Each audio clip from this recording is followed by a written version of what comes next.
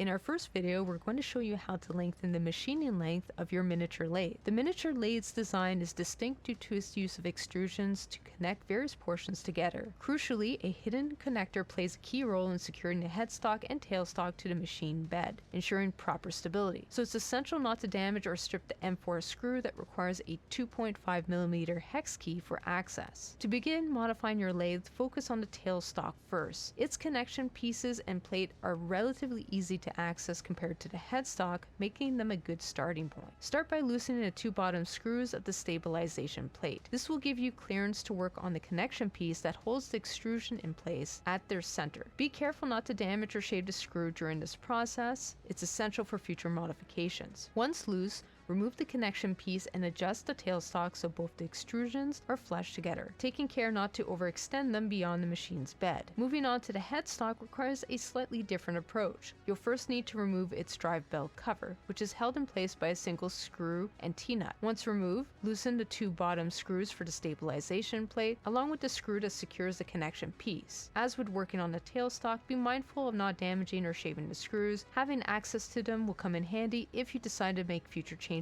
down the line. With both extrusions aligned within each other, you'll be able to maximize the lathe's lathing length and gain a significant amount of additional space for machining operations. Want to access the printable files and a visual PDF guide for this modification? Find them in the description below, along with the links to our next video on future modifications for this lathe.